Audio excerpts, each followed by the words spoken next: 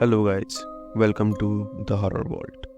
मेरे last video में काफ़ी अच्छा रिस्पांस मिला है। अगर आपने वो वीडियो नहीं देखा है तो अभी जाके ज़रूर देखें। वो मेरी पहली वीडियो है तो it has lots of flaws but yeah I am trying to improve. आज की कहानी काफ़ी यूनिक है and in a way it's not related to any भूत प्रेत और पिशाच, बट हाँ, पैरानॉर्मल ज़रूर है। आई एम श्योर कि आपको बहुत ज़्यादा पसंद आएगी। इस कहानी के आखिर तक ज़रूर बनी रहेगा क्योंकि मुझे भी ये कहानी जब पहली बार मालूम चली थी तब मेरे होश उड़ गए थे।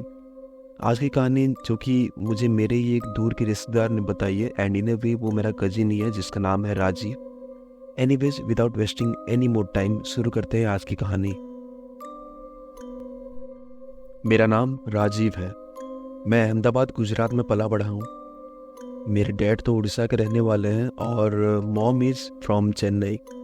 लेकिन जॉब के सिलसिले में मेरे पेरेंट्स अब काफ़ी टाइम से अहमदाबाद में ही रहते हैं। मेरी एक छोटी बहन भी है जो कि मुझसे 6 साल छोटी है। वैसे ये साल 2018 की बात है जब मैं क्लास 12 में था और हमेशा की तरह मैं और मेरी फैमिली इस बार भी समर वेकेशन में कहीं घूमने जाने का प्लान बना रहे थे। हम हमेशा कोई ठंडी जगह पे जाने का प्लान करते हैं बिकॉज वाई नॉट। इतनी गर्मी में ठंडी जगह से बेटर कोई जगह हो ही नहीं सकती। हम प्लान बना ही रहे थे और तभी मेरी मॉम को उनके घर से कॉल आ गया और कॉल करने वाले उनके भाई ही थे, यानी कि मेरे मामा जी। मेरे सिर्फ एक ही मामा थे जो कि काफ़ी फ्रेंडली थे मेरे साथ। मामा जी का जब कॉल आया तब मम्मी जी काफ़ी खुश होकर कॉल रिसीव की, लेकिन देखते ही देखते मम्मी के चेहरे से वो स्माइल चली गई क्योंकि मामा जी ने उन्हें जो एक बैड न्यूज़ दिया और वो ये था कि उनके पिताजी यानी मेरे नाना जी की तबीयत अब ठीक नहीं है और वो अब हमें कभी भी छोड़ के जा सकते हैं। नाना जी की उम्र काफ़ी ज़्यादा हो चुकी थी। He was in his 80s and अब वो बेड से भी उठ नहीं पा रहे थे ठीक से। तो ये सब सुनने के बाद मेरे पापा ने मुझसे कहा इस बार कहाँ जाना है वो तो डिसाइड हो चुका है और वो जगह है तेरे नाना जी के घर। उनसे मिल भी लेंगे और साथ में हमारा वैकेशन भी हो जाएगा। हम सब तैयार हो गए क्योंकि काफ़ी लंबे टाइम के बाद मैं अपने नाना जी के घर जाने वाला था। लास्ट टाइम मैं कुछ 3 साल पहले नाना जी के घर गया था। हम तैयार होकर अपने कार पे बैठ गए। मैं और मेरे मम्मी, मेरी बहन एंड मेरे पापा ही कार ड्राइव कर रहे थे क्योंकि वहाँ हमारे काफ़ी कजिन्स थे और हम उनके साथ खेलने वाले थे, तो हम बहुत ज़्यादा एक्साइटेड थे। हम रास्ते में ही थे और तभी मॉम डैड आपस में बात करने लगे, जहाँ डैड ने बातों बातों पे मॉम से पूछा कि आज से करीब 17-18 साल पहले यानी कि साल 2000 में तुम्हारे घर की फाइनेंशियल कंडीशन यानी आर्थिक स्थिति उतनी अच्छी नहीं थी, लेकिन अचानक से तुम्हारे घर में सब रातों रात करोड़पति कैसे बन गए।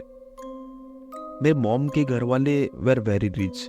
उनके पास बहुत कुछ था, काफ़ी सारे ज़मीन, खुद के खेत, बड़ी से हवेली, कार और न जाने क्या क्या। तो पापा के सवाल के जवाब देते हुए मॉम ने कहा कि ये बात उन्हें भी नहीं मालूम और इनफैक्ट उन्हें भी ये यकीन नहीं होता कि घर वाले कभी इतने रिच हो सकेंगे, which is very good thing of course.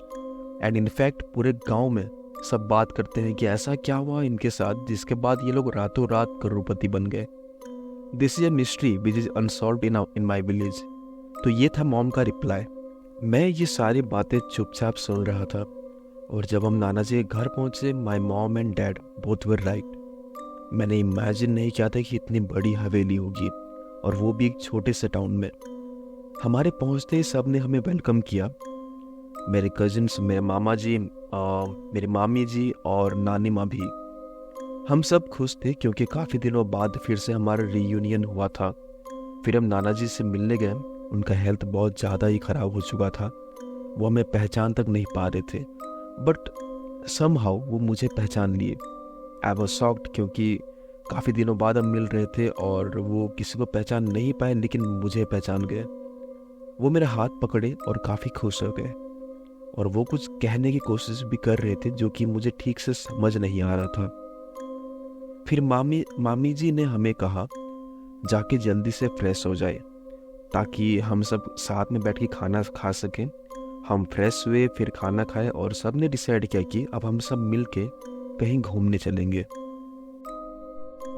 सबको ये आइडिया काफ़ी पसंद आया, लेकिन तभी मुझे थोड़ा फीवर आने लगा। मॉम टच्ड माई फोरहेड, तब मालूम चला कि मुझे सच में फीवर था। तो सबने कहा मुझे घर पे रुकने के लिए, क्योंकि फीवर में बाहर जाना सही नहीं होगा। टू विच आई अग्रीड, और फिर सब बाहर घूमने चले गए। तब मैंने सोचा कि क्यों ना मैं घर के बाउंड्री में ही घूम लूं, और अगर ज़्यादा बीमार पड़ा तो फिर आके रेस्ट कर लूँगा।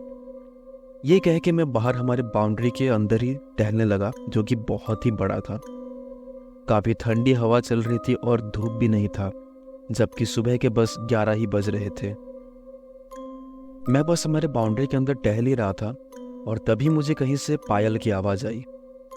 पायल की आवाज़ इतनी ज़ोर से आ रही थी कि अगर मेरे घर वाले तब होते तो पूरे घर में आवाज़ सुनाई देती।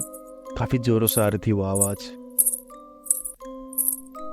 और तभी मैंने देखा कि एक बहुत ही खूबसूरत औरत, जो कि शायद कुछ 30 या 31 साल की होगी, एक सफ़ेद साड़ी पहने हमारे घर के अंदर ही जा रही है। मुझे समझ नहीं आ रहा था कि क्या करूं, क्योंकि मुझे नहीं मालूम था कि ये कोई हमारे दूर की रिश्तेदार है या कोई अजनबी। फिर मैंने डिसाइड किया कि मैं उससे जाके पूछ लेता हूं कि वो है कौन और यहाँ क्या कर रही है। वो महल के अंदर घुसी और फिर लेफ्ट साइड के रूम पे चली गई, वही रूम जहां नाना जी को रखा गया था। मैं भाग के गया तो देखा कि उस रूम में नाना जी के अलावा कोई नहीं है। तभी नाना जी ने मुझे देखा तो मुझे उन्होंने अंदर बुला लिया। मैं अंदर उनके पास गया और बैठा। तब वो मुझसे पूछे कि तुम इतने परेशान क्यों लग रहे हो। तब मैंने उन्हें सब कुछ बता दिया और अचानक से उनकी सांस तेज हो गई। तब मैंने उन्हें तुरंत ही पानी पिलाया और फिर वो नॉर्मल हुए। मैंने नाना जी से पहले उस बारे में पूछा जिस बारे में मेरे मॉम डैड बात कर रहे थे कार में, कि नाना जी अचानक रातों रात इतना अमीर कैसे हो गए। और दूसरा सवाल ये था कि जो औरत मैंने अभी देखी सफ़ेद साड़ी पहने हुए, ये कौन थी। नाना जी पहले तो काफ़ी हेजिटेट किए, उसके बाद उन्होंने कहा कि मैं तुम्हें अभी जो बताने जा रहा हूँ वो तब तक किसी को मत बताना जब तक मैं जिंदा। मुझे थोड़ा अजीब लगा। फिर मैंने नाना जी से कहा कि ऐसा मत कहिए, आपको कुछ नहीं होगा। नाना जी हल्का सा मुस्कुराए और फिर बोले कि ये कहानी आज से करीब 70 साल पुरानी है, जब मेरे पिताजी के पास बहुत ज़्यादा पैसा हुआ करता था।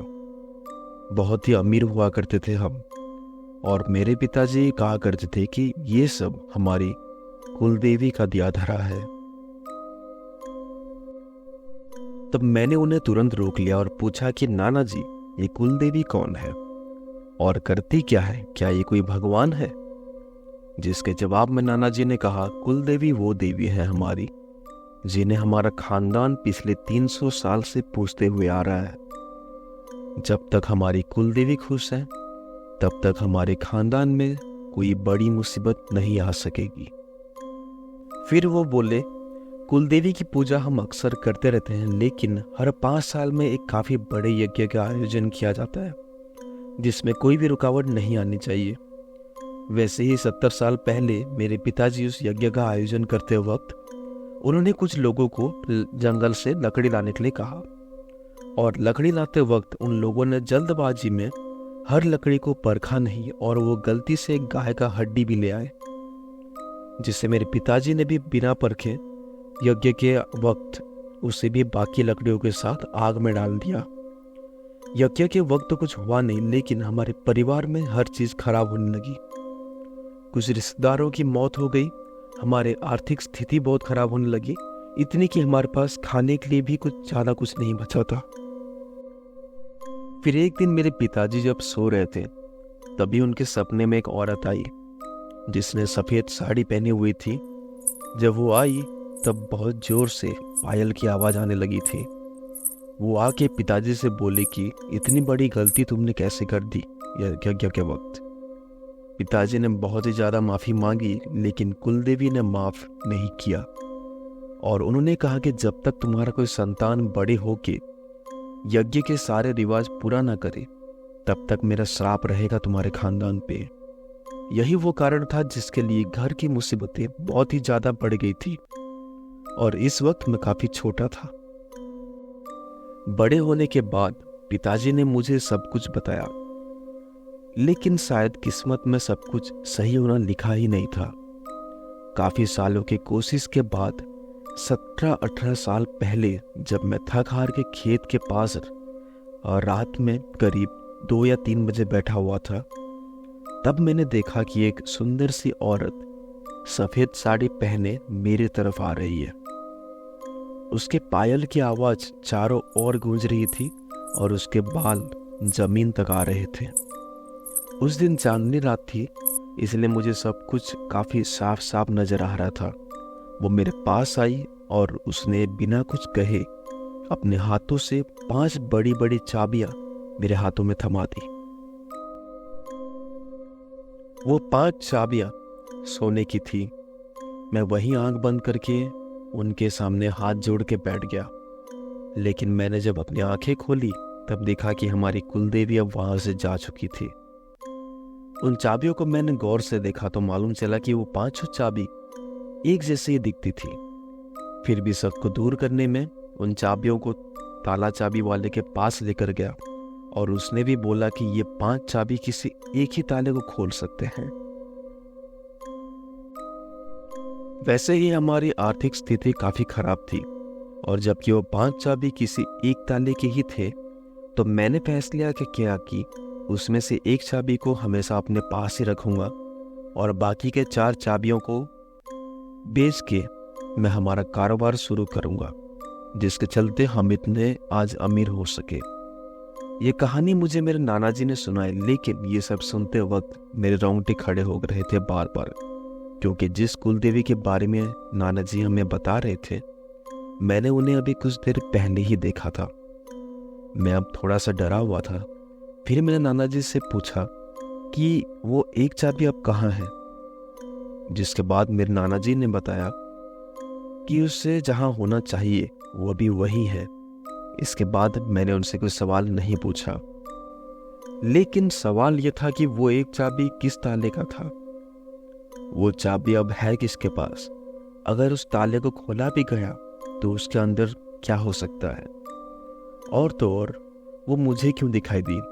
क्या वो मुझसे कुछ कहना चाहती थी, या वो चाहती थी कि मेरे बड़े होने के बाद उनकी पूजा मैं करूं अपने घर पे और इस रिवाज को आगे बढ़ाऊं? इस हादसे को हुए अब काफ़ी साल हो चुके हैं, लेकिन वो कुलदेवी आज भी मेरे सपने में कभी कभी आती रहती है। उम्मीद करता हूं कि उनका आशीर्वाद हम पे हमेशा बना रहेगा। तो गाइस, ये थी आज की कहानी मेरे कजिन राजीव की। उम्मीद करता हूँ कि आपको ये कहानी काफ़ी अच्छी लगी होगी।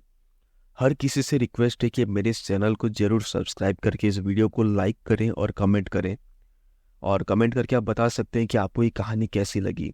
ये मेरा दूसरा ही वीडियो है, इसलिए अगर इसमें कोई गलती हुई हो एडिटिंग में तो मुझे माफ़ कर देना। मैं इम्प्रूव करने की कोशिश करते रहूँगा। तब तक के लिए मिलते हैं अगले वीडियो में। अपना ख्याल रखिए।